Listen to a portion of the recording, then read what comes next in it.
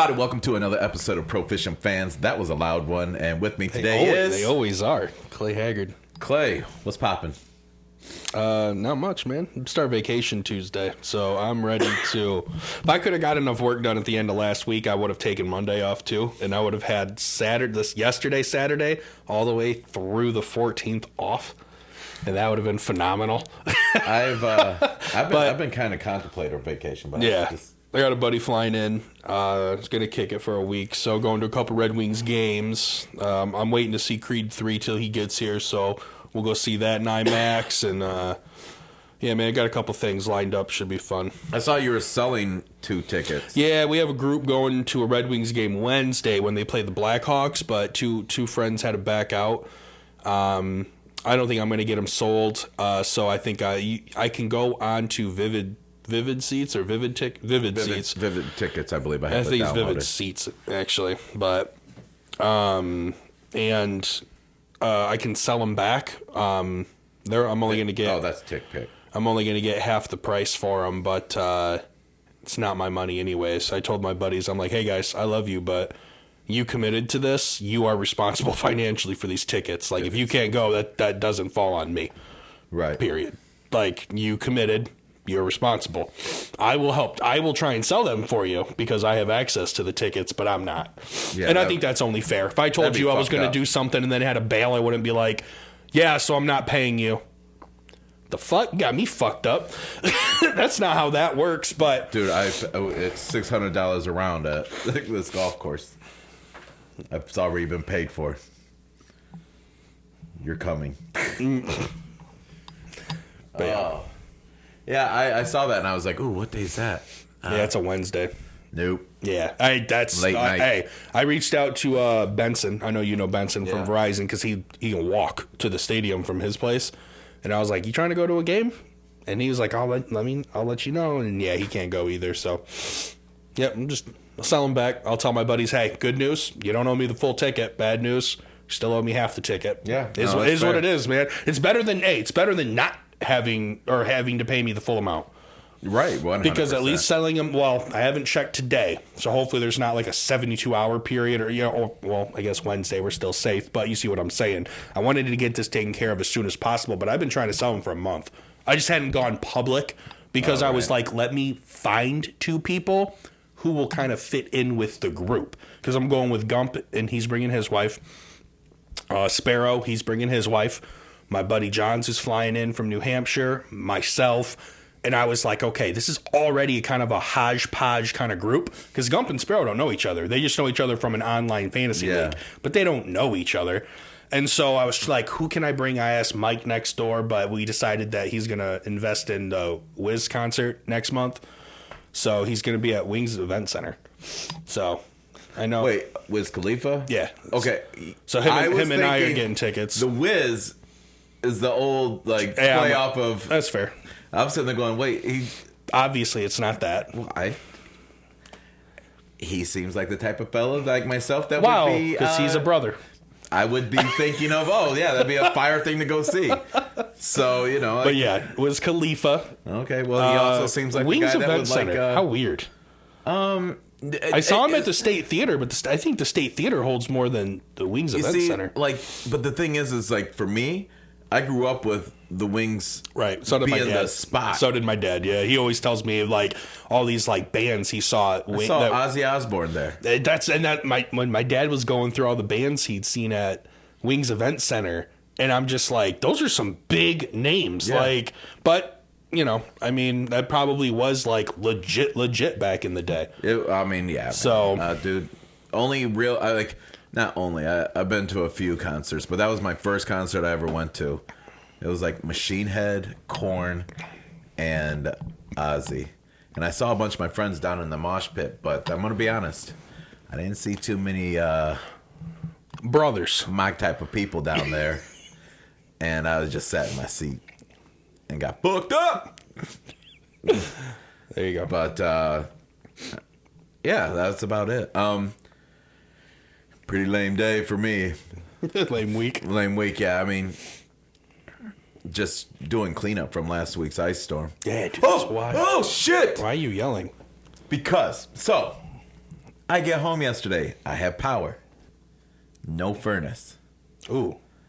So I sit there and I go and I look at my thermostat and it's saying not getting power to it. So I'm thinking something wrong with my thermostat. So I run to Best Buy, go buy a new one, and put it on. Still nothing. My wife's like, hey, you know, like so-and-so in the neighborhood apparently knows a few things. Reach out to them. So I reach out to them. He comes over. And him and his wife do all the dummy shit that I did, like, you know, because I don't know none. I call it dummy troubleshooting, right? They did all the same stuff that I did, and then a few extra things, and they're just like, yeah, I mean, I don't know. I was like, not a big deal. I'll call the fucking furnace people. And they're just like, well, if it's furnace related, you know, it's covered. You know, you don't have to pay anything, but if it's not, you're going to have to pay us, you know, $200, whatever the fucking $210, $260, whatever the fuck it was. It was sure. And I was just like, dude, I do not give a fuck. Get out here and fix my shit. Like, I'm fucking freezing. So he comes out. Everything came up Millhouse. The motherfucker was on the furnace. It blew a transformer. So I took back that other motherfucking thermostat because that was like, nah, my 1982 Nest thermostat's working just fine. Can you kindly give my... I even just bought a cheap one because I was like, I don't want to spend $300 on a really fire-ass thermostat that I do plan on buying. I saw some pretty dope ones, and I was like, ooh. But, yeah, no heat there for the first couple hours back home. That's rough. And then I'm sitting there... You're talking about when the power came back on last week recording, right? Yeah. And you went home, no furnace. Okay. Yeah. Did you get it fixed that day? Yeah. Yeah. Haste not, waste not. Yeah, clearly. Well, that's good. I'm glad you got heat. How long till the house was heated up? I don't know. I've always wondered how long it'd take to heat a house from, like, cold. Yeah, I don't remember, like, because, I mean, like, we were constantly moving, so, I mean, we were still... I'm going to say 2 hours. That's my guess. It was probably a good hour to 2 hours before, like, we were comfortable. Yeah. But it was, like, 9 o'clock at night. I'm like, why is it so fucking hot in here? I'm like angry inside. Yeah. I forgot we had turned that bitch up to 75 just to get the heat going. And then forgot to turn it down. I don't do well in that kind of heat. Oh, man. I told you I was getting. I know you don't. Yeah. Fuck that. So put a sweater on. Anyways, we were blessed with the combine action this week. Yep. What, did it start Thursday? Yeah, I haven't really watched any of the combine. I've been keeping up on it. That's about all I have done. Yeah, I wish that like YouTube had live streams or something like that because, you know, when I'm working, I could just pop it up on my monitor. Log into YouTube TV. Yeah, well, I use my dad's login, and so I try and eliminate how many times I'm logged because I guess now I have his information on my phone because it always is two-factor. So I used to then have to reach out to him. He's working. I'm just not going to bother him for something. Right. When I could put it on my TV and just turn around or listen to it. But to be completely honest, I had a lot of stuff to get done near the end of last week, and so I knew if I turned it on, I would do more watching than work. So, but yeah, man. So far, it's been a pretty good combine. We're getting some pretty neat storylines, I guess you can call them, man. Some draft stocks actually moved this week. Yeah, dude. And I mean, I think the biggest one, in my opinion, has got to be Anthony Richardson. By far. I mean, he set a quarterback record for vertical. He set a quarterback record for broad jump. His 40 time. I don't remember what it was, but it wasn't too shabby. Dude, he's built. He's like 6'4", 240. I mean, this dude is. He's a big son of a bitch, to say the least. 6'5", 248 pounds. Okay. He ran a 4.6 40. No, he ran a 4.44. Yeah. Oh, this is Cam Newton. Excuse me. Yeah, no, he ran a 4.44 because RG3, who's 19 pounds lighter, ran a 4.41. 6'4", 244 pounds is what Richardson is. Ah. Did I say 6? What did I say? 6'4", 240. I think so. Yeah. So, but yeah, dude, cannon of an arm. Athletic as shit. Looks goofy throwing the ball. Just like has an unorthodox like release. Mm-hmm. But nonetheless, dude, he's showing out right now, and I think that's easily going to raise his draft capital. I mean, we're talking top 10 pick now. I mean, I even said I was just like, even though I've moved on from being like, we got to draft a quarterback to, you know what, it is what it is. Yeah. I wouldn't be angry if we burned our first draft pick on him. Take a shot. You never know. I mean, I still think in my opinion, there's other places you guys could go that I think would make more sense. Makes more sense. So, linebackers, but like we were talking before we recorded, there's not really a huge like, ooh, that's the fucking number one linebacker in the draft. Excuse me. It's pretty strong. You know, when you're looking at everybody that's going to be coming out, and like I've told you before, until March 15th, I mean, my whole defensive back strategy may go way out the window because maybe they do trade and get Jalen Ramsey. Right. You know what I mean? Oh, guess what? I don't need a cornerback as bad as I need at a first round pick. So, but it's been fun to see. Stroud has been balling out. He's kind of proven the reason why he's going to be, you know, the number one quarterback taken off the board. Yeah. I was a big fan of Will Levis, the quarterback from Kentucky, just what he had to say. He's like, I got a cannon, so I'm going to show it off. Yeah, right. Like, literally, a quote. You know, maybe not word for word, but it was, I got a cannon, so I'm going to show it off. He's telling his guys, like, go deep. I got to show these scouts what I got. He was slinging it, too. I was going to say, he was slinging the rock. Yeah, I mean, he's had eyes on him all his senior year, too. So, like, you know, some of these guys, I try and remember, like, you know, some guys will come out, and Anthony Richardson had a great season, too, to be fair. But it was also kind of said that it wasn't. But his draft stock rose because of his combine performance. Yep. And your combine can raise or lower your draft stock, to be fair. But Stroud, Young, Levis, those were three names that I saw all year. Preseason, through season, postseason, combine. So I still think that those guys are great talents, and I think Richardson has earned his way in there to be a part of that four now. And I think those are your four. I think those are your four big QBs. The season with like 2 touchdowns, 2 picks. Yeah, 2 touchdowns, 1 pick. I mean, that's the you know, like it was kind of a slow start for him.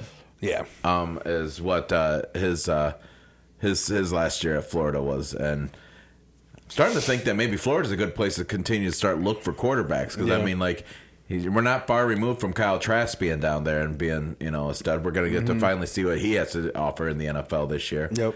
But you know, I know that when we were talking about, I was like, I wouldn't mind that Anthony Richardson, and you know, you said Ben is still on Stroud. Guess what? I would not be mad if, you know what I mean. But Stroud's also not going to be there at the 6th pick. So I'm not going to get myself wrapped around a CJ Stroud. And I did read an article where he essentially verbally just said to the Chicago Bears, do not draft me. Yeah. He doesn't want to take Justin's spot. Well, he's just like, they're like, you know, the Buckeyes, friends. Man. Yeah, exactly. I get it. You know, so he's just like, no, that's not what we're going to do, so don't draft me. And the Bears essentially are planning on making the right moves, but what you know, what highlights? I mean, like Michigan's kids. I didn't know that they were that fast. They had that receiver. I didn't pay attention to any 40s. They had a receiver that was as. I think I got it here. Maybe I don't. Nope, I got off of it. Who the fuck is this? I'm gonna take a note at 14 minutes that's gotten quiet so I can cut it. Well, I don't want to talk about scum. I'd rather go back to something useful that the people want to hear about. So we were just talking about the Bears, and I made note in here, you know, because granted, I made this note a week ago when conversation really started going about Chicago trading back. Makes sense for what they need so much that moving from 1 to 6 or 1 to 8 or whatever it is isn't going to destroy their draft, let alone they're probably going to get more capital anyway. And so I have on here, out of all these teams, who do you think makes the move to move up at the Bears number 1? We got the Houston Texans at 2, the Indianapolis Colts at 4, Las Vegas Raiders at 7, Atlanta Falcons at 8, Carolina Panthers at 9. Those are just some of the teams that I was hearing that are mixed in there, and of course, just teams that are in need of a quarterback. So I was just curious of your opinion on, if Bears trade back, which they probably will. Who you think's most in need, or who should be making the leap to move up? So they're all in very big need. Yeah.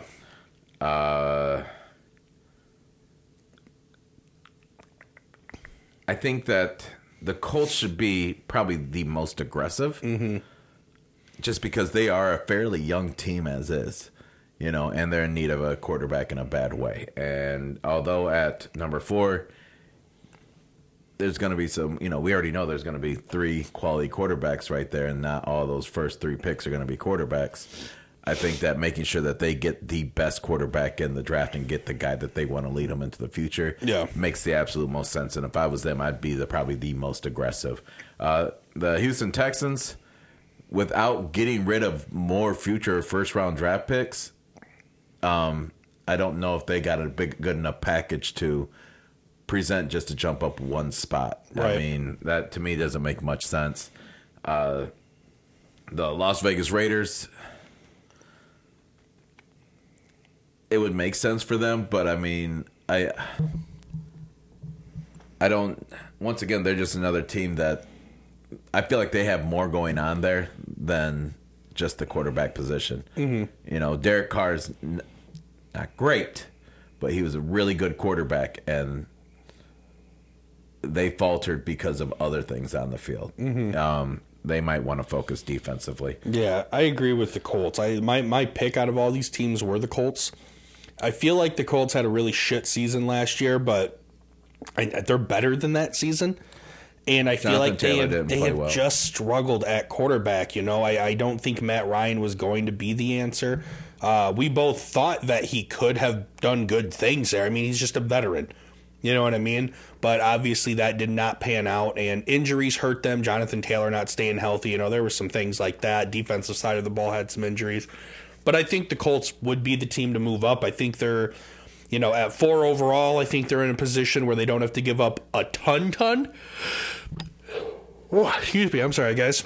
Don't have to give up a ton just because, it's different from moving down to 4 back to 4 compared to moving back to 12.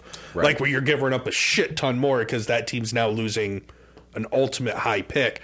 So I think that it makes the most sense. And I just think that the Bears would be really smart to move back. I know that I'm a huge advocate for talent, and I've always said that if you have a high pick, you take the high pick, you take the talent. I'm not a big fan on trading back. We have some friends who are notorious for wanting to trade back every pick in every round. And I just disagree with that mentality, and I was talking to Ben about it, and I was like, dude, could you imagine if you would have passed on Aiden Hutchinson to trade back? No, you just don't do that unless you're in a position where one player from number 1 overall to 4 overall, I mean, unless that number 1 dude is that dude. Right. You know what I mean? Like Aiden Hutchinson, for example, being on the defensive side of the ball, showing what he's done for years consistently while at U of M, you kind of knew that he was going to maybe not be a surefire stud like he is, but at least make an impact. And that's exactly what he's done. When you're at number 1 overall, you already have a stud quarterback in Justin Fields.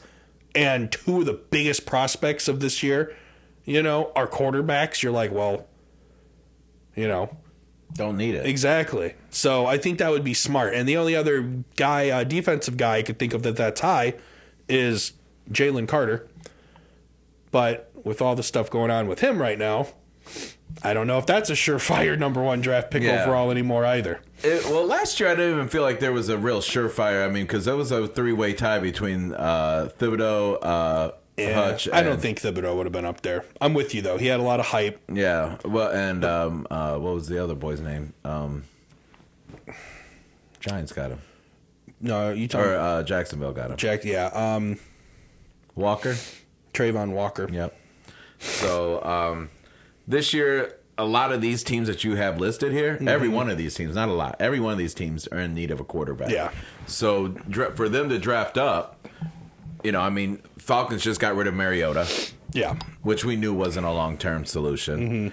Carolina's been in turmoil for years. Yeah. The only one that, without giving up the house and still making something out of nothing, would be the Indianapolis Colts. Even if they give up the house, in my opinion, they still have a roster to be extremely competitive. Yeah. So it's like Pittman, even if you give up a lot of capital, your team out of these five are in the best situation. Their defense is badass. Their offensive line is still solid as long as they stay healthy. So they're not far from it, and they would pay to lose a little extra just to gain that one draft pick to get a gunslinger in. Yep. Oh man, imagine that backfield though. C.J. Stroud and Jonathan Taylor. Big Ten. We build them here.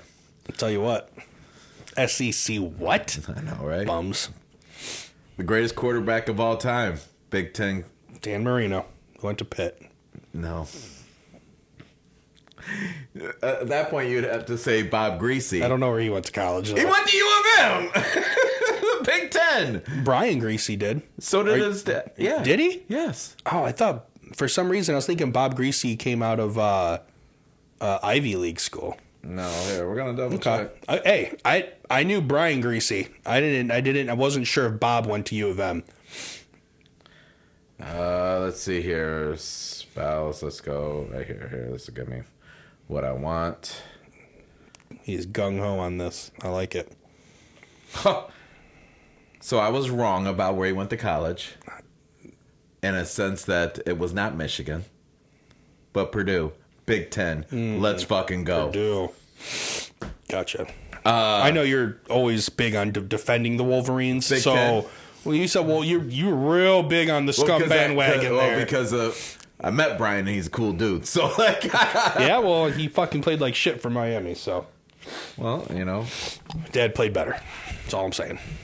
His dad had a better college career, or professional career. His dad just had a better life. Bob gets to pop bottles every time someone loses their undefeated streak is what happens. Big facts. But I want to go into Jalen Carter, actually, while we're on that. We should probably segment that out, but... Yeah, why don't we do that? Transition alert. So, do you ever like to drive fast? Yeah. Me too. I do. Have you ever raced anybody? Paul Walker. Let's just say I won. Yo. Oh, man, that's sad. That's fucking sad. Sorry.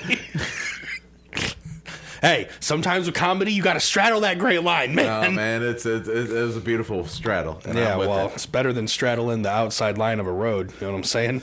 Or a train track. Yikes. All right. Oh, we want to go dark. I'll go dark, right. Buddy. So guess what happened, guys? So this is how we cope, okay? Everyone copes differently. Leave us alone. Yes. So Jalen Carter, I kind of alluded to the fact earlier, number one defensive, or actually number one overall NFL prospect coming into the NFL draft. Caught a little bit of buzz in the news here recently. So after the national championship win, there was some celebrating. You going to party like you just won a national championship. Yep. And Jalen Carter, operating his own vehicle, was essentially, quote unquote, racing or driving fast alongside two other vehicles, actually. One of them, I believe, was a linebacker. I'm not going to look up all the names, guys. I'm sorry. Well, that's I got the names here. And then the other one was a recruiter. I don't. So it was teammate Devin Wilcock, who was in the car with the recruiter. Yep, and as the football team staff member. So it's hard to say if she was a recruiter or the staff member. That was a completely different person. There were four people in that car. 4 people? 3 people in that car. Well, these are the two that passed away. Correct. Well, damn. Spoiler alert. Sorry. But anyway, nonetheless, there were multiple people in this other vehicle. There was a third vehicle, but I don't think the third vehicle got into the old Fast and Furious there. Channel LaCroix. But yeah, essentially, the vehicle carrying multiple people ended up losing control, crashing. 2 of them lost their lives. One of them, sorry, I thought I was going to sneeze, guys. Oh, sorry. One of them lost their life, I believe, immediately. The other one shortly after the accident. And so, of course, with the NFL draft coming up right now, you know, things are coming to light that Jalen Carter was a part of this. And he showed up like 2 hours after the correct, fact. yeah. He left the scene, came back, told the police officer that he heard it from an apartment, and then kind of was like, no, like, I was driving alongside him. Some cameras downtown Atlanta did end up capturing some of the erratic driving. And, I mean, we're talking, you know, lane switching, straddling the middle line, ongoing traffic lanes. I don't know if there were vehicles there, but nonetheless, obviously on the wrong side of the road. And so enough evidence to showcase that, you know, there was probably some racing going on. And at the end of the day, essentially what's going on with Jalen is he's being charged, I think, is 2 misdemeanors. One of them was like driving fast and like reckless driving. It was along those. Yeah, it was charged with racing and reckless driving. Yeah, so. And so, you know, we don't think it's going to impact, or we don't think he's going to have any repercussion from the NFL itself, because this happened prior to anything of the NFL. We were watching that video and they were talking about how Joe Mixon got into some trouble in college coming into the draft, but there were no repercussions because this was things that happened far before it got to the league. So, you know, but with all that being said, even if it doesn't affect him there, I mean, you're the general manager of a team, CB, and you're looking at Jalen Carter, Houston Texans. I mean, any of these top tier, you know, or top drafting teams. After hearing about some of the decisions he's made, does this change your opinion on him? Do you alter how you're thinking, or do you, say kids will be kids? And it does make me nervous because it just takes me back to the Ruggs situation that happened last year, and that definitely leads a little bit scary. Now, on the plus side for Mr. Carter, he's not getting charged with anything that we've been aware of, being charged of anything that would, include prison time, jail time, or anything like that. Right. Speeding and reckless driving, that's essentially going to be tickets, maybe a suspension of a driver's license, sure. But I think that's pretty much the extent of what we're going to see with that. Yeah, I agree. So the bonus for Jalen is, in my eyes, and as a general manager eyes, I would say people lost their lives. That's going to impact you and make you have better life choices going forward. You have to believe. Just human nature. Most humans will have that moment in time when they realize, okay, you can't act like that, which will actually probably, and I wouldn't be surprised, makes him a much better professional when it comes to how to handle yourself. Yeah. An 18-year-old kid 20-something-year-old kid, early 20s, just won on the biggest stage. Now he's from Georgia, so he should be pretty used to that shit. But regardless, what a way to go out on your last year. Yeah. I just won, and you're just being a fool. I would still take the chance on him. I think that his talent outweighs that bad decision. Yeah. And like I said, because those charges don't seem like it's going to be anything that's going to impact long term, I have to believe that he would still be a viable option for my team to draft. Yeah. Yep. I'm kind of in the same boat. And the one thing that I was interested in was he drinking? Was he driving impaired? because people in the vehicle, their blood alcohol content, I think, was a 0.197. Double the Georgia legal limit. And so I was like, damn, dude, like, if he's found intoxicated during this, that changes. Not to say, like, oh, completely different story, but drinking and driving, you know, like, shit, you see athletes all over the place getting caught with DUIs and shit like that. They go out to a club, down they drink. Just got busted for DUI. So, you know, and they did say that during the conversation the officer had with Jalen at the scene after he came back, he said there was no indication that of any alcohol use, just off of that conversation. Obviously, that doesn't mean anything.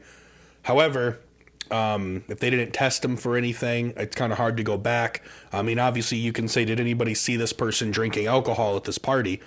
But, you know, I'm trying to think of any other things that could alter how this plays out, but time will tell. I mean, if he's out of 20, if he's underage, that's even worse, but he wasn't. I do believe he was at least of the age of 21 at that point. I mean, he was a senior, so I would assume that he was at least 21, but nonetheless, man, it's sad people had to lose their lives in that, you know, especially other teammates. Well, you know, people and staff members. Yes, like, you know, like all of that. That's just, it's too bad that happened. Because from what I would gather, I don't know the age of Chandler LaCoy, but I know Devin Wilcock, a young man. Mm-hmm. You know, I'm gonna assume that Chandler was a young woman and, you know, a young person. Yeah. And it was, you know, it's just sad to see that happen. Yep.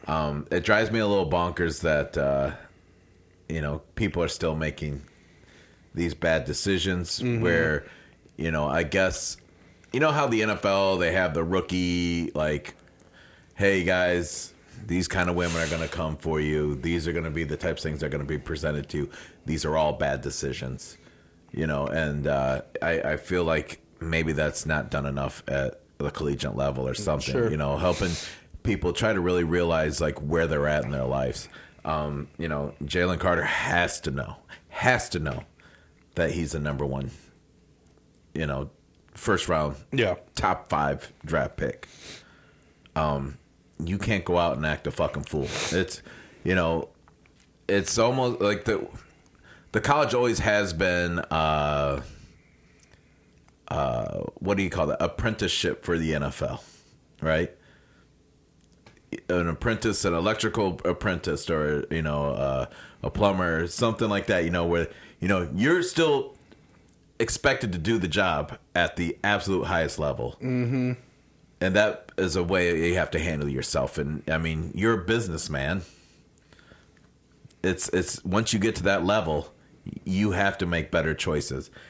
There's a reason why, like, you know, would it hurt his stock is, and, you know, I could understand teams sitting there saying he's not ready to be a professional. Sure.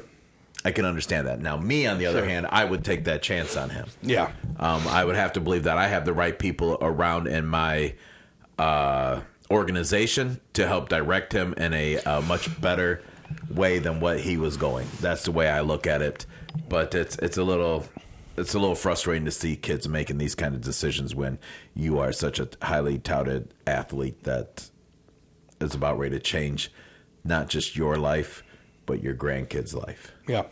So we'll see. I still think he goes pretty high. I don't think this sets him back. 2 or 3. Yeah. I mean, only because, like, whoever is moving up to 1 is going after a quarterback. They're not going after him. Right. Yep. And wait, how's the draft go? It goes right now Bears, Texans. I always forget who's number 3. It's a really bad team, though. Rams? Or do the Rams give up their pick? We have the Rams pick. Oh, yeah, you guys are at 6. Yeah. I don't remember. Doesn't matter. Yeah. Dolphins aren't that low, baby. No, near the Lions. Not a problem. Yeah. I mean, we happen to be lucky enough to get that number 6 pick. Because Brad Holmes is a genius. Said, they got 1 year, and then they're going to fall off like a fucking cliff. Yeah. I wouldn't doubt 3. I feel like those top 2 teams are going quarterback. Yeah. What else we got on the agenda? Nothing football related. So we're talking basketball. Yeah, I guess so. We're talking basketball. I was pretty impressed when I went to go look at the notes, and I saw that you had put in basketball notes. You like that? And I was like, man, look at this guy. Dude, Dame Lillard. That performance gets notes. Dame Lillard goes off for a career high 71 points. That's dude. There. Let me get my blind eyes. God damn. Yeah, a little too many. Dame time. Lillard goes off for 71 points against Houston, scoring 41 of those points in the first half. That tied for second most points scored in a half. Who's number 1? I would have to say my man Kobe Bryant. Kobe Bryant scored 42. One more. So, and I do believe Dame's 41 tied Steph Curry as well, if I'm not mistaken. Me and CB like to go back and forth about comments in the notes sometimes. So CB kindly put in there, LeBron is the greatest scorer of all time and the GOAT. So I appreciate that. I don't recall that. Anyways, moving on, CB, and then Kobe equals GOAT. Moving on. But Dame becomes the 8th player in NBA history with a 70-point game. Also has scored 60-plus points twice in his career. He had 13 3-point shots. That was just one shy of what Klay Thompson did in 2018 with 14 3-point shots. And so Dame finished with 71 points, 14 for 14 at the line. I know that's something you would appreciate at the free throw 100%. line. 6 boards and 6 assists. Why do I feel like, and I think you and I both agree on this, so correct me if you think otherwise. Why is Damian Lillard consistently shortchanged? I feel like this man doesn't get the respect that he deserves as an overall basketball player, as a shooter, just a pure shooter, and his ability to carry the Trailblazers. Like, why does he not get that respect, CB? Because he plays in Portland. I mean, is that it, though? Yeah. Clyde Drexler did. It's Clyde didn't. I mean, Clyde ain't doing what Dame does. 100%, but that was, you got to think about the eras, too. Right, well, you know, I don't want to get into an era conversation, but like... I'm not trying to, but I mean, like back then, like, it wasn't... Players weren't compared the way that they were... I don't feel players were compared the way that they were compared now. Okay. Right? So... Every team back then, you found a face of the organization. Sure. All right. And that Clyde team made it to the playoffs. They made deep runs in the playoffs. Right. You know, they went against Michael Jordan. That's just who I think of, by the way, when I think old school Portland is Clyde. Fair. I don't know if you... Fair. But I mean, like, you're more knowledgeable. Well, I mean, but I can't think of someone else. I'm like, he went to Houston, too, and chased a ring. But, you know, if... Portland's, I just think it's the way that the league and basketball is looked at now, it's an easy place to forget. They're not consistent in the playoffs. They're not deep run teams. They have, you know, a couple hit and miss. When it comes to shooting, I mean, it's hard. It's hard to break that ceiling when you have Klay Thompson and Steph Curry out there being the main shooters. And they've done things outside that arc that consistently. Right. Where Dame, pretty consistent from outside there, but his team right now, I mean, like... I don't think they're in the playoffs. They're not in now. the playoffs. Yeah. You know what I'm saying? Like, so it's easy to... They're not getting reported on the way that... But you know, like, you're not going to sit there... The only reason why the Lakers are even getting talked about is because LeBron James is on the team. Well, they're the Lakers.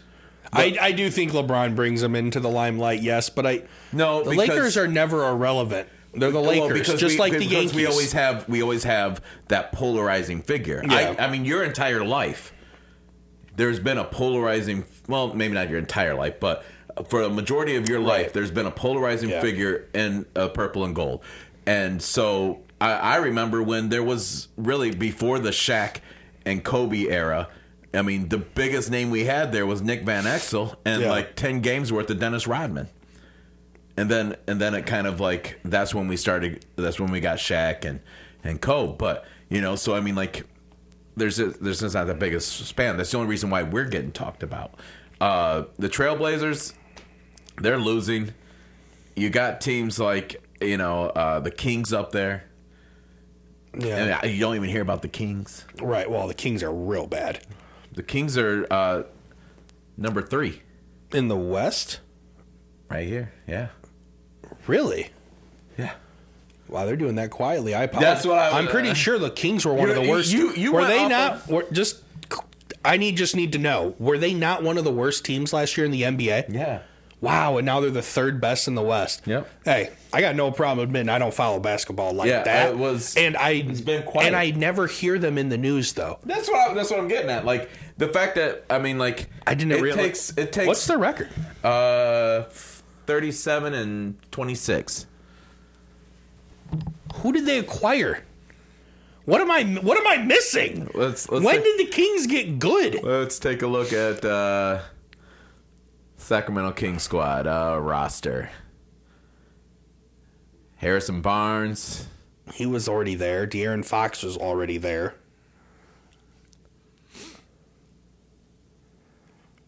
They got rid of Buddy Hield and they became good. Yeah. Got rid of their best shooter and got better. Sheesh. Yeah. So, you know, there's just, I mean, it's just the market, man. And wild. That's the only reason why. I mean, Dame. If you're a basketball fan, you know how good Dame. But I think that's. I guess maybe that's kind of what I was getting. Damn, I should have put that fucking bet down. Would have won. There was a parlay I almost did last night on this Bucks 76ers game, and I'm like, I'm already betting too much money on UFC, and I'm looking at their stat line. I'm like, motherfucker, I would have won my bet. Damn it. Sorry, lost my train of thought seeing that. So I guess in my head is like you just said, if you're a basketball fan, you know how good Damian Lillard is. I feel like the people who are basketball fans still don't give him the respect he deserves. Just like when we talked about All-Star. I don't think we did it this year. I think we did it last year, actually.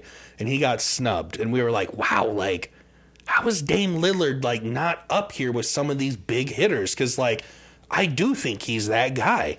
And I don't disagree with the market, but I have a hard time thinking of, like, players playing in bad markets but still getting respected as a really, really good player.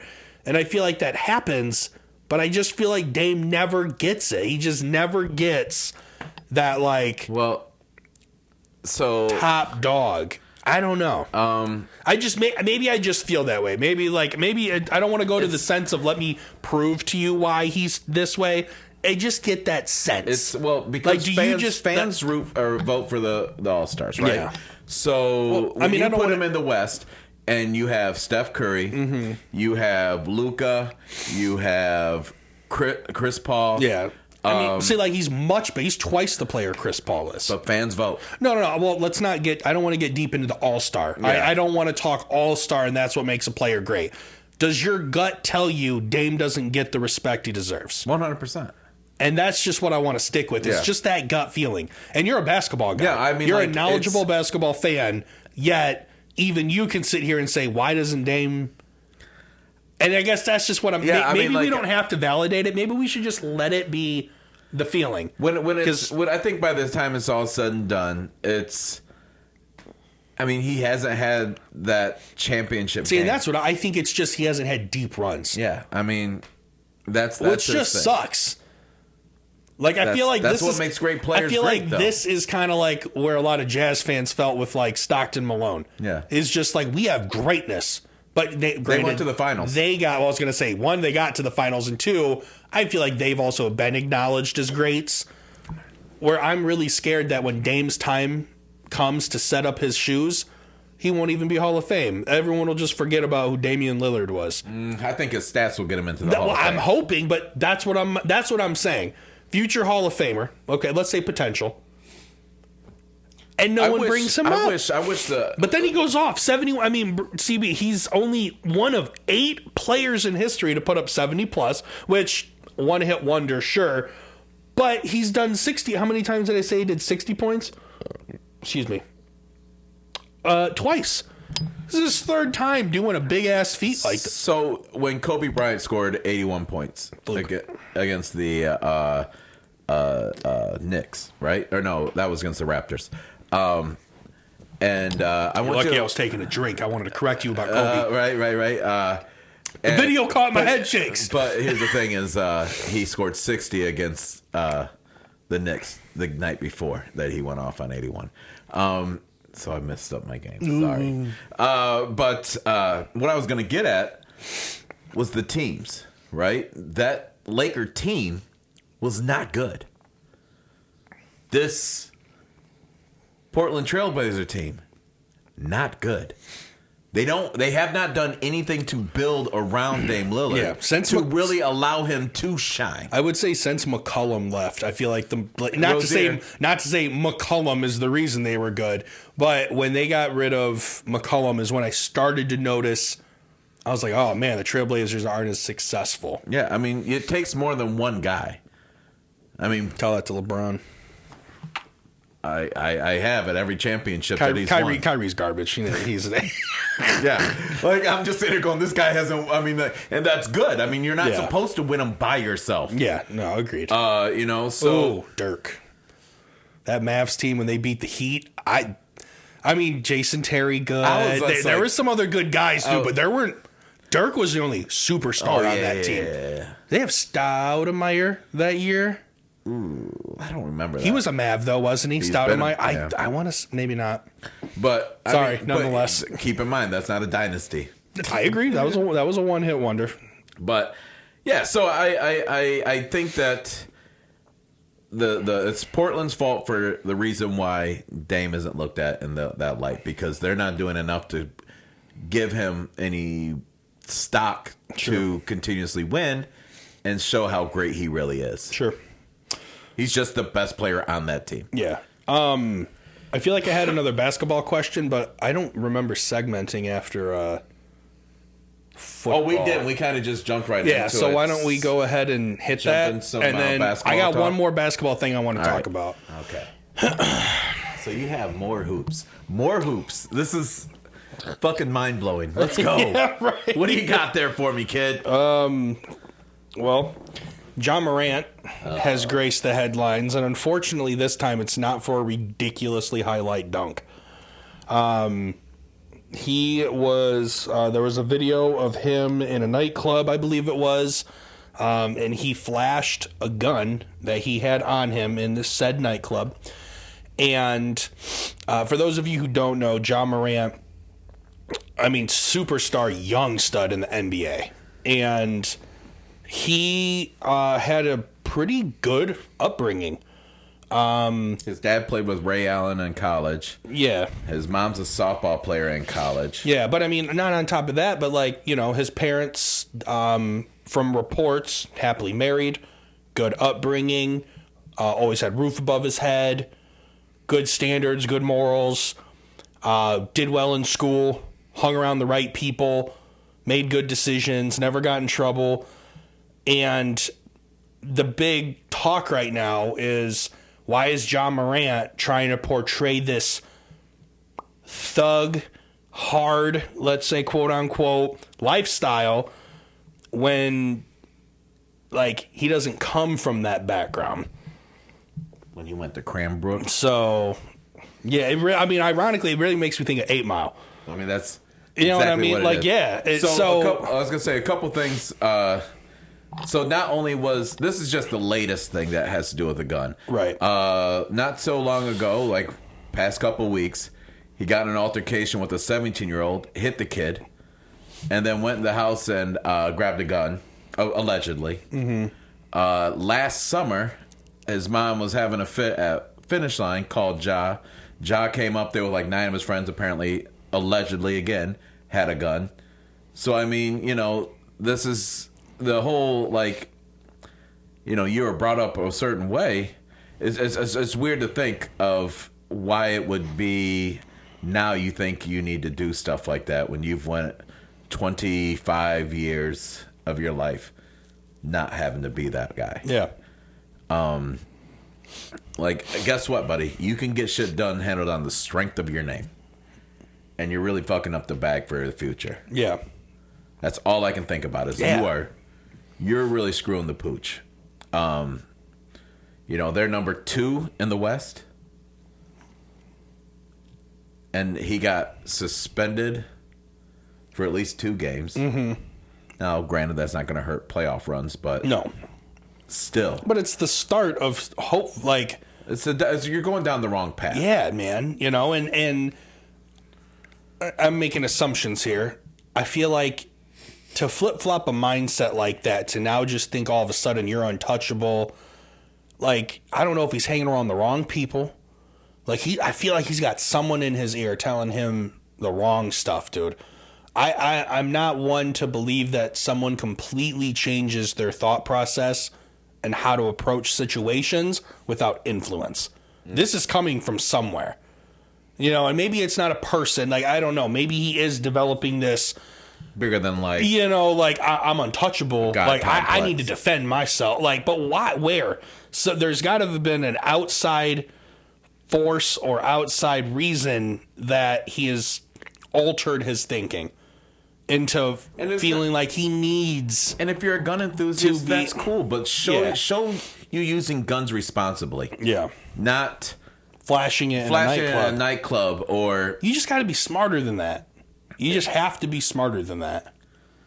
And if you feel safer to have guns around you, guess what? You can hire bodyguards that are licensed to carry it. Mm-hmm. So therefore, you're just doing nothing but doing the actual right thing of keeping yourself safe. Yeah. Without putting yourself in danger of being the person that...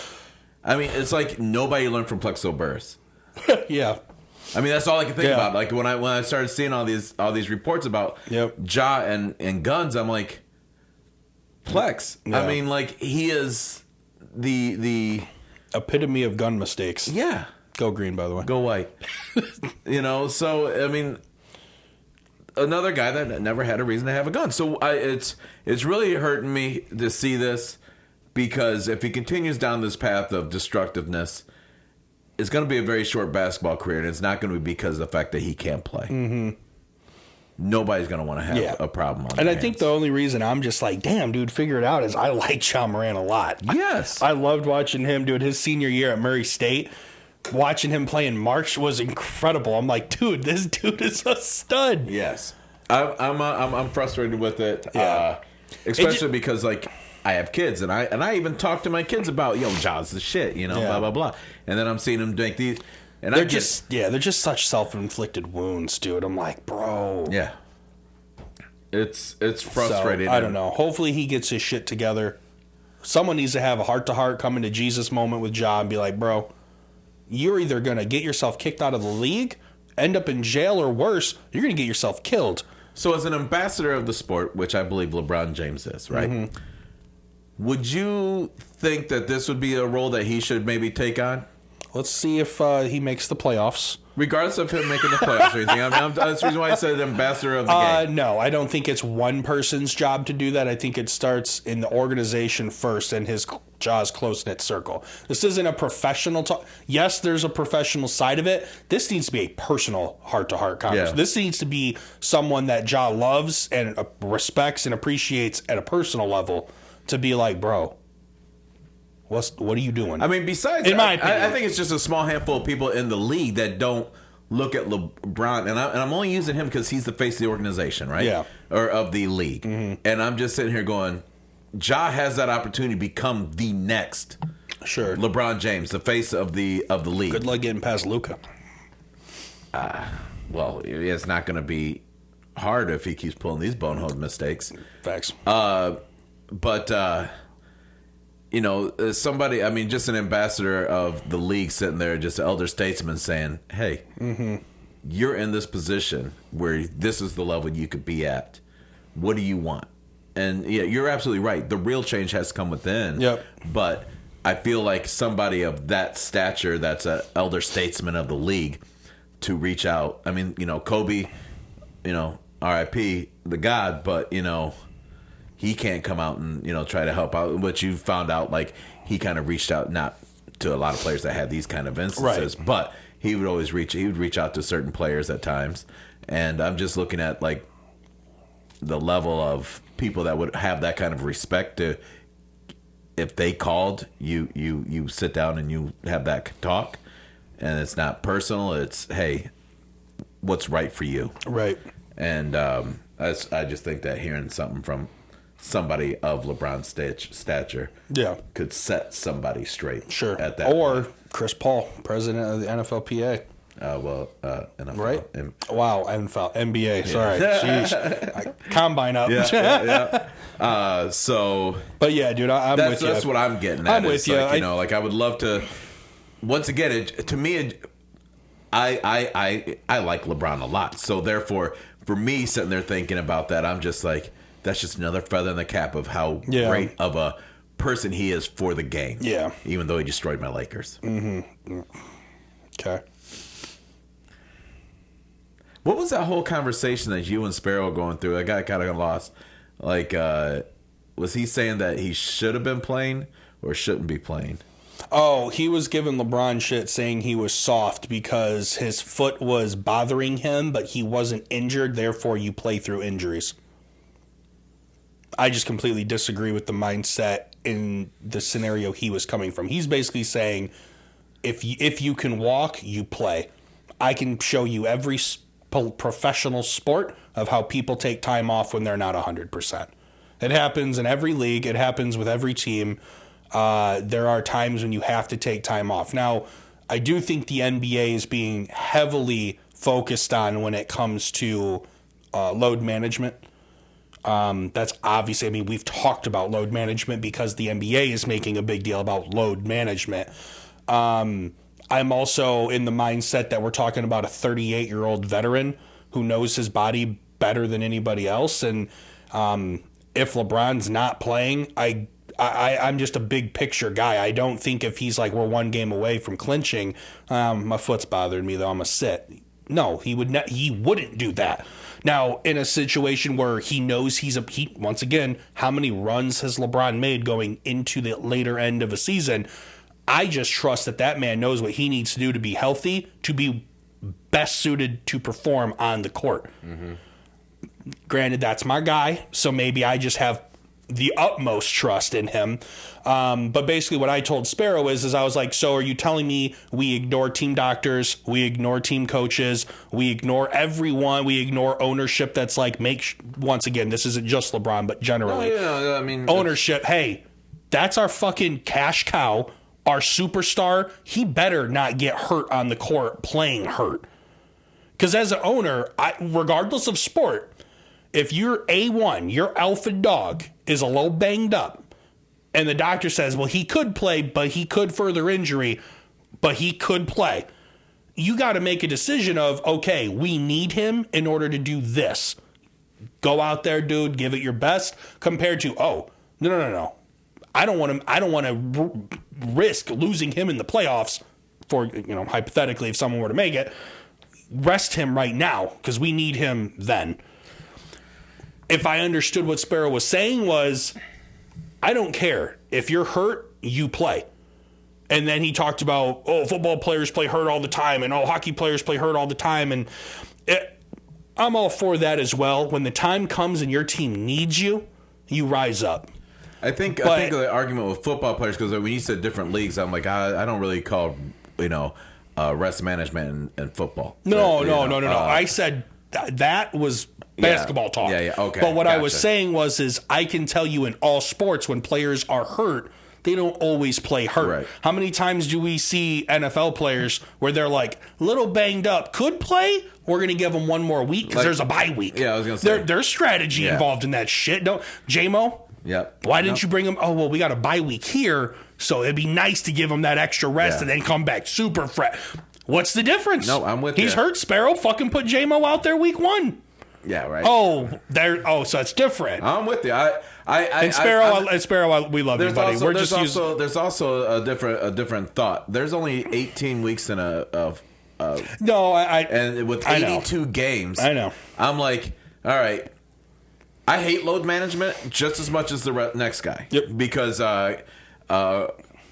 Cat was on an interview and he hates load management, and that's what I respect. I respect him even more because of that. Because people like you and me, who we don't have the luxury of living in the town that LeBron plays in and be able to catch a game whenever.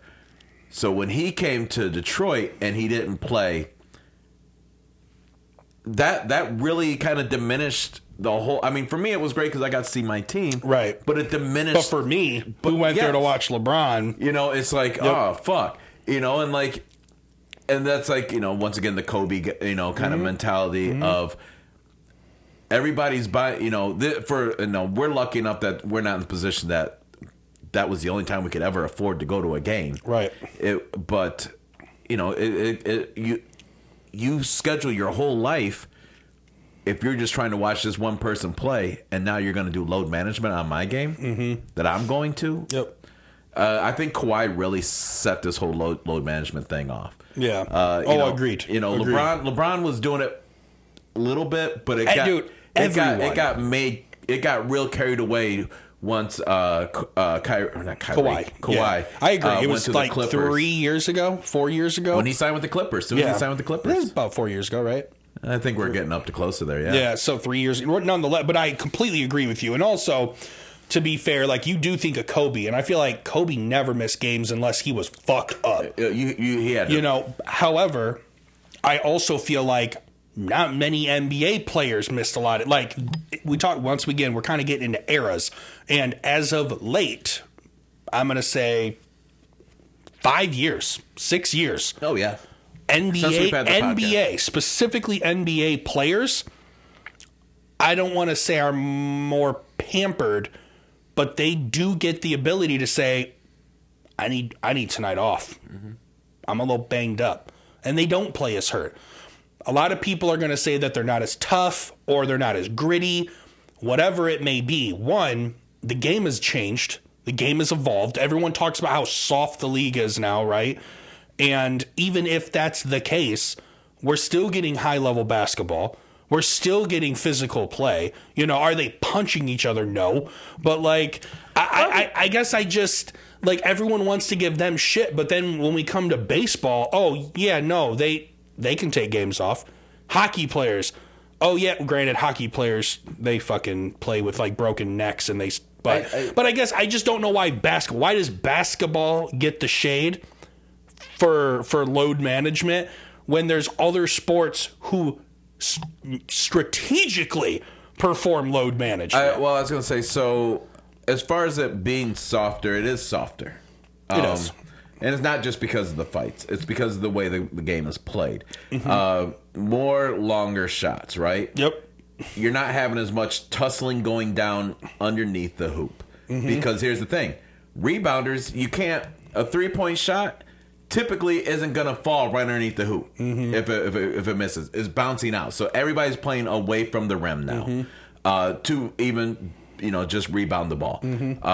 Where, the older generation, they didn't, bank on that 3-point shot like they do now. And so there were more drives to the hole where there's more physicality, where there's more banging and bruising, and why people would get in more fights because as you're getting, tussled up when you're driving to the hoop. All right, now you got a little bit like vinegar in your system, right? So it is softer in a sense. I don't think it's because of the fighting though. I think it's just because of how the game's played. Yeah, and that was just a generalization of the toughness and but that's kind of me pointing out to the older generation that just says it's softer. Yeah. Explain why it's softer, because you're saying it's softer because there's no fights and the kind of shit that went back on in the 80s and early 90s before Jordan took over, and it's only softer because the game's played. I'm turning into a Charles Barkley hater because I feel like he's a huge advocate for talking down to the current era of basketball. Like, he always wants to compare it to his era, which was real tough and gritty. And I'm only pointing the finger at him specifically because he is on a platform with the TNT squad, with Shaquille O'Neal, where he has the ability to talk, in my opinion, a little bit more transparent but educated. Because, one, you bring up great points just alone on Proficient Fans podcast in Kalamazoo, Michigan, about how these eras differ, and at the same time, it's not just the players, it's the officiating. Yeah. These refs are being told, hey, guess what? We've noticed that back in these eras, a lot of these dudes have neck injuries, concussions, head injuries. They're not thinking straight because they're getting banged up so much. Okay, how do we do that? How do we keep them safe? Let's cut back on a lot of this physicality. If there's a shot to the head, technical foul. That'll stop players from attempting these harder fouls, blah, blah, blah, right? Just like the NFL's getting softer, dude. Look at the roughing the passer calls, then look at what they used to do back in the day. Like, that CBS it's almost not football thing where everything was a fucking... Yeah, the highlight to Monday Night Football, every play was a penalty. Yeah, I was like, and that's my point, though, is why are we blaming XYZ basketball player when the referees are protecting the players as well? I guarantee if we went to Charles Barkley and said, okay, just to be clear, you want your grandkids playing the same way you played? You right. want to see your family, your flesh and blood, quite literally take an elbow haymaker to the temple, rendering them potentially unconscious on the court because you don't want them to play in a soft game? No, of course not, because now it's a different situation. Now you're thinking differently, right? Mm-hmm. And maybe Chuck doesn't feel that way. But in my head, when I feel like a lot of people with a platform tear down today's game, and as one being into evolution and watching games get better, like, if we can find a way to make all sports more exciting, more competitive, and safer, why would we not? No, I'm with you, and I think because I think Shaq does the same thing sometimes. I feel like they both agree. But I also look at, once again, it's talking about eras and like seeing your era. Like, you can't compare yourself to the guys now. I agree, and so that's what I have to believe is frustrating for them. The Jet. Kenny, he was an outside guy, so I mean, like, it may, he can get with these guys a little bit. He always seems the more rational of the three because of the fact that he can be like, oh, I understand how they're playing because that's how I played. Mm-hmm. Where you take the two guys that were known for just banging and clanging underneath the rack, and that's not the way the game is, and right. You hate seeing the way that you played go away because now you can't say, oh, I could take it. Mm-hmm. Yeah, you know why Shaq can always say that? Because nobody does spit on you. I cleaned it up. But Shaq will always forever be able to say that because there'll never be anybody that's going to compare to him because they don't play the game the way he's played. Mm-hmm. But yeah, Ja Morant. Be responsible. Yeah. All right. Take a break. Come back. We'll just do some miscellaneous. Just some shout outs. Miscellaneous. Miscellaneous. Muscalaneous. Ah, jeez. And we're back with miscellaneous things. He said it right. So past my bedtime happened last night. Mm-hmm. And I woke up looking forward to seeing the results. I only looked for one result. Jake Gyllenhaal. Yeah. And no, I joke. But I guess, fill me in. What happened? Because, like, I'm going to be honest. Next time that I think that there's a big fight, I might, pound a couple coffees and some energy drinks, and I'm going to come over here. The next 3 cards stacked. Because if you're going to have...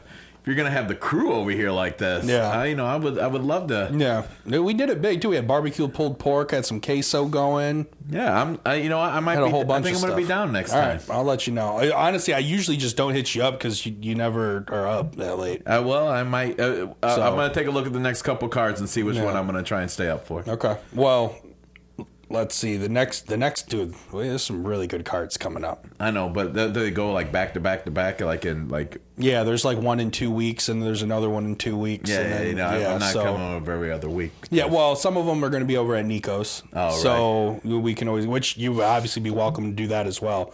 The one in April with Adesanya coming up, I'm going to be out of town for that one. Oh.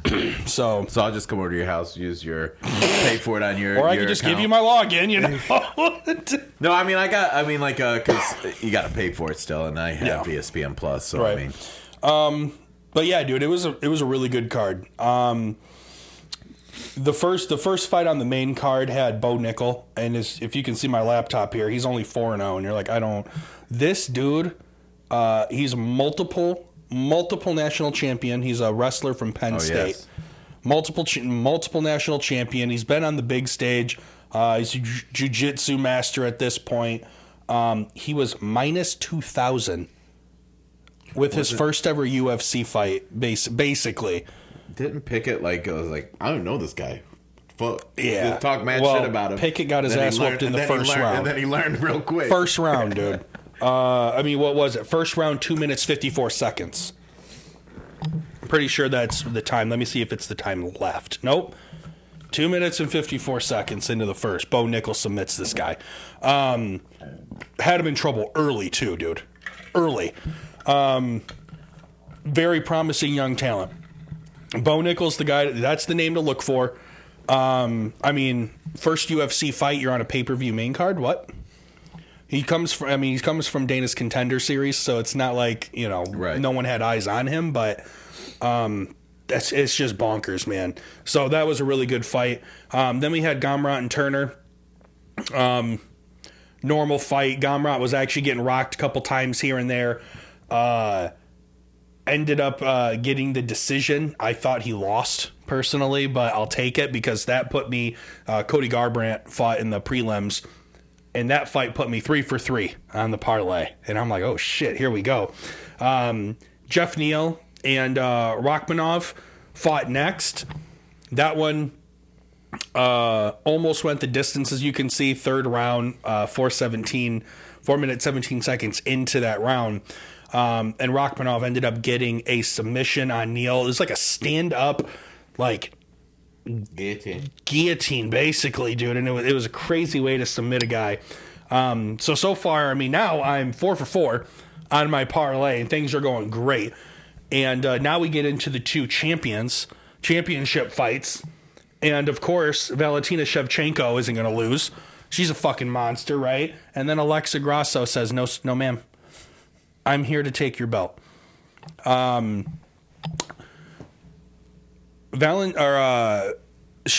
was winning that fight. All she had to do was finish off, and she would have been fine. And in the fourth round, you can tell very close to the end of the round, she goes to do this spinning back kick and kind of misses, and Grasso slips it, gets behind her, takes the back. Game over, dude. She wasn't even under Shevchenko's chin, so she didn't have the neck, but she had that clenched so tight that Shevchenko couldn't move, couldn't breathe, couldn't do anything, and she had to tap. Would you, let's say that you're in a fight. Yeah. You got the choke on you. It's going to put you to sleep. Would I tap? Would you tap before you go to sleep, or would you think that you would... I would tap. I tell you right now, I would tap. You're asking the wrong guy what he would do in a fight. I'm tapping.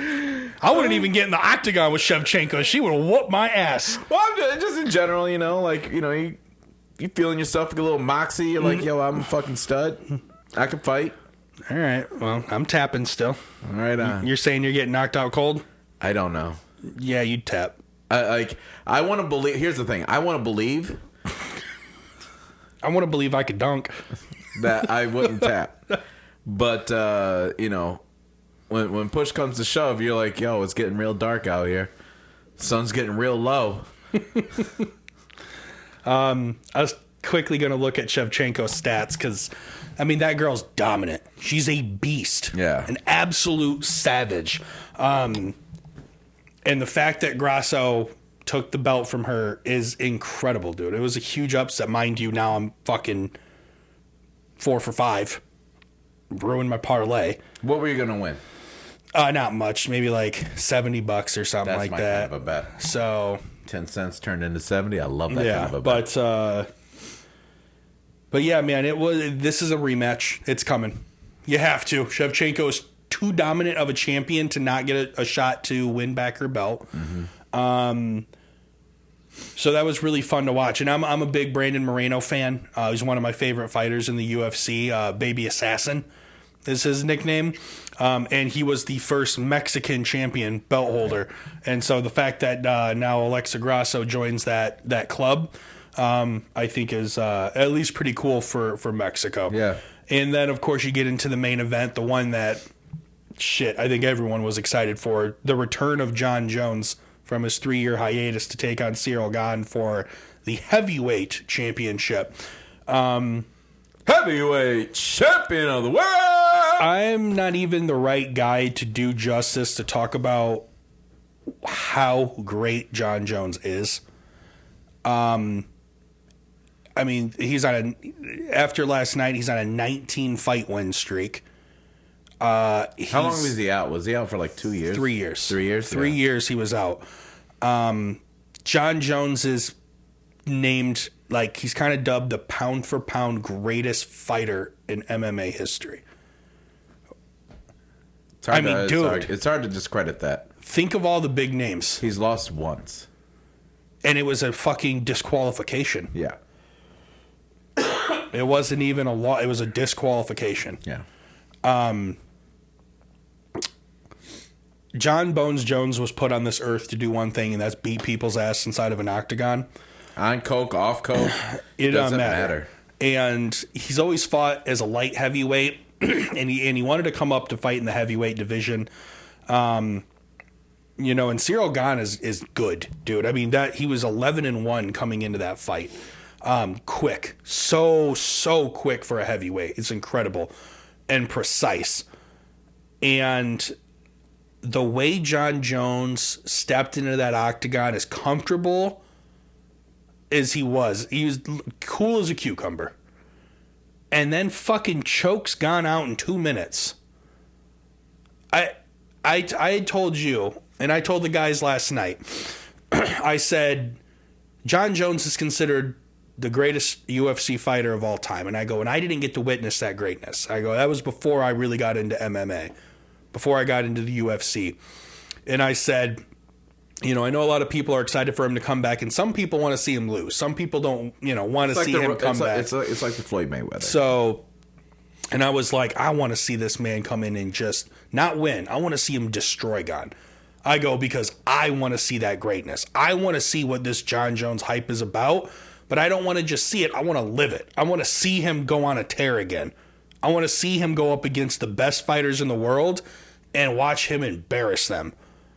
I want to be able to have that in my life.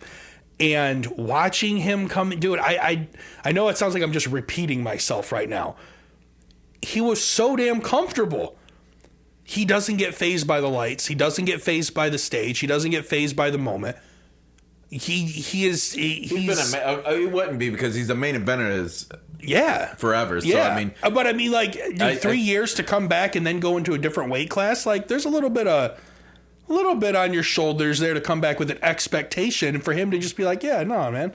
I think he waited till the perfect time, because I don't feel like in the heavyweight division, and correct me if I'm wrong, but there's not anybody huge, like uncontrollably huge, like when Brock Lesnar and Overeem were. Well, I mean, Stipe, greatest heavyweight to ever fight, But I mean, I thought Stipe was kind of done.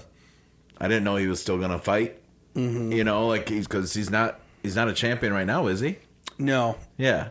No, because So I thought Stipe was done. So I'm not thinking of Stipe. Right. You know what I'm saying? Like, essentially, you're saying, hey, come out of retirement and let's come fight. Yeah. Not, you're actively kicking ass and now we're gonna fight. Yeah. Although when Ngannou started chirping after the fight, Ngannou, Jon Jones would shit on Ngannou. I think so, because I'd love to see that fight. Mm-hmm. But Jon Jones fucks people's legs up so bad. Yeah. I think even if he would have been able to fight one of those really, really big guys that I was talking about, like just massive human beings. I think that with his length, he would have been able to stay away and fuck their legs up and still beat Jon them. Jones would have embarrassed Brock Lesnar. I think he would have embarrassed Brock. They're just so different fighters. But that's what I'm saying. Yeah. I don't think there is a heavyweight that matches up. Well, that's what I'm trying to figure out. Like, because I mean, like for him, it would make sense to stay away because if they do like Overeem or Brock back when these massive fucking men were fighting, and they got a hold of him, it would be a different fucking story. But maybe not because he's pretty jiu-jitsu trained. You know what I'm saying? Like, I mean, I don't think people get a hold of Jon Jones, bro. That's what I'm saying. But, it's just weird. When Jon Jones fought as a light heavyweight, he went up against bigger monsters than any heavyweight he could have fought. Just because it's heavyweight doesn't mean those guys are more badass than the lightweights that Jon Jones fought. I actually think legends. I was gonna say I think the light heavyweight fighters. I enjoy watching those guys a little bit more because of the fact that they give you a full facet of fighting, more so than what the heavyweight does. I'm so glad that big ass yawn got caught on camera. Yeah, when we go into Jon Jones, I mean he's fighting Victor Belfort, Rashad Evans, and mind you, these are all back-to-back-to-back fights. Lyoto Machida, legends. Hall of Fame legends in the game, dude. Alexander Gustafsson, Chael Sonnen, beat the shit out of Sonnen. Glover Teixeira, someone who can take bricks to the face and not go down. I think the most impressive one was, to me, is Cormier. Yeah, DC. Yeah. I mean, call me crazy. I just think that, DC's like one of those guys. Yeah. Gosh. Yeah, Jon Jones is just... He's another monster. He's another animal. I love to see it. I can't wait to watch him fight again in July. He's fighting Stipe in July. Already? It's not official, but dude, they interviewed Stipe after Jon Jones called him out, and Stipe's like, I wanted to fight this fight, but they gave it to Gon. He goes, I'm ready right now. He goes, I've been training. I already knew this. Like, they already knew this was all happening. Back when Jon Jones said, I'm coming back as a heavyweight, I'm sure Dana went to Stipe and was like, Jon wins this fight. He's calling you out. Are you ready to come back? And I bet Stipe said, I'm going to start training right fucking now. Yeah.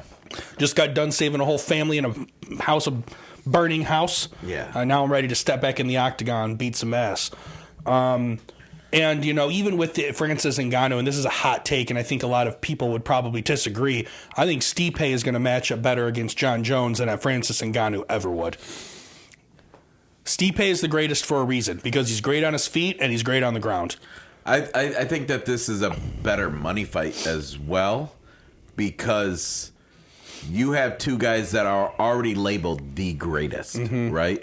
Ngannou is great. Yeah, he was dominant for what he did. Yeah, he's great, but he's not being in the greatest conversations. Correct. And these two guys, Stipe and Jones, are in the greatest conversation. So I would, if I'm Dana, I would much rather sell that fight than Ngannou fight. Yeah. So Ngannou knows that fighting Jon Jones is a huge fucking payday. Yeah. Huge. And win, lose, or draw type thing. So, well, that sucks because the Izzy fight would be the one that I would definitely come out of my house for. And you're not even going to be around. Nope. I'll be down in Fort Wayne. Doing what? What's down in Fort Wayne? Visiting a buddy. No, I'm joking.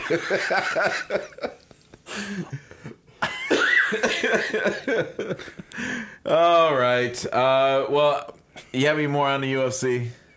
No.